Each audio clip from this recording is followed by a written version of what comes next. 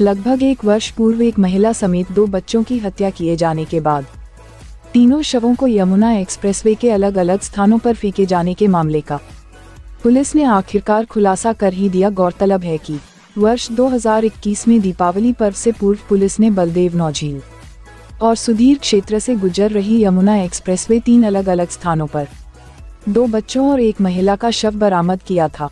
यह तीनों शव 24 घंटे के अंतराल में अलग अलग स्थानों पर फेंके गए, जिससे इतना स्पष्ट तो जरूर हो रहा था कि कहीं ना कहीं यह सब एक दूसरे से ताल्लुकात रखते थे।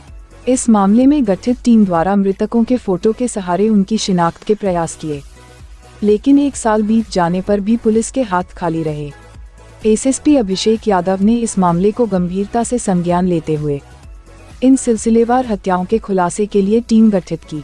जल्दी ही इस टीम को सफलता भी हाथ लगी। पुलिस को हत्या के इस मामले में अजय नाम का एक शख्स हाथ लगा, जिसने हत्या के पूरे मामले को ही खोल दिया। पकड़े गए अजय के मुताबिक यह महिला फिरोजाबाद की रहने वाली थी, जिसकी 12 साल पहले शादी हुई थी, लेकिन 1.5 वर्ष बाद उसके पति की मौत हो गई। उसका एक बच्चा भी था।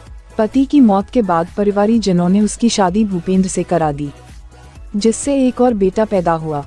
लेकिन कुछ समय बाद देवर भूपेंद्र से भी उसके संबंध विच्छेद हो गए। इस दौरान महिला यशपाल नामक एक व्यक्ति के संपर्क में आई, जो गाड़ी चलाने का काम करता था। यह महिला यशपाल के साथ रहने लगी, लेकिन यशपाल को किसी और से पैदाइश के दोनों बच्चे आंखों में खटकने लगे। हालांकि यह महिला दोनों बच्चों को कुछ समय के लिए अपने देवर भूपेंद्र के पास छोड़ आई, लेकिन बाद में वहां बच्चों को कौन है वापस ले आई, जिससे यशपाल फिर परेशान हो गया।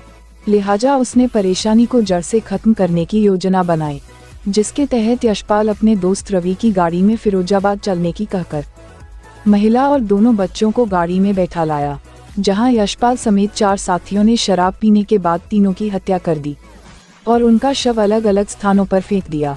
इसके बाद हत्यारी यशपाल ने दिल्ली के जाफरपुर में तीनों की गुमशुदगी भी दर्ज करा दी।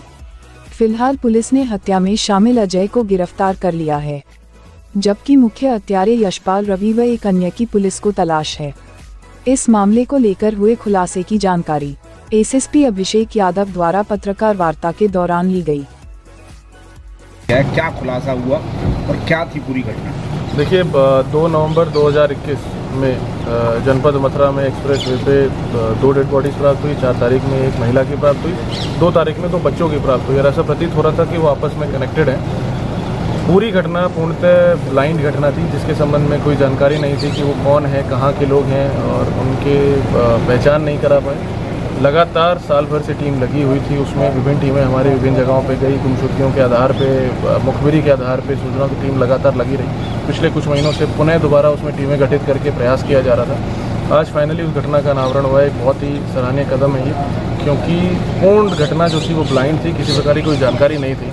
और घटनाक्रम इस प्रकार से है कि जो मृतका हैं उनके 2 बच्चे हैं, इनके पति के द्वारा ये पूरा घटनाक्रम किया गया है। मृतका की 12 साल पहले शादी हुई थी, उनका पहले पति से एक बच्चा हुआ, उनकी मृत्यु हो गई। उसके बाद उसके देवर से शादी हुई, उससे एक बच्चा हुआ, फिर उससे उनका संबंध विच्छेद हो गए। उसके बाद 2019 में उसकी तीसरी शादी हुई एक यशपाल नाम के व्यक्ति से, जो ड्राइवर था।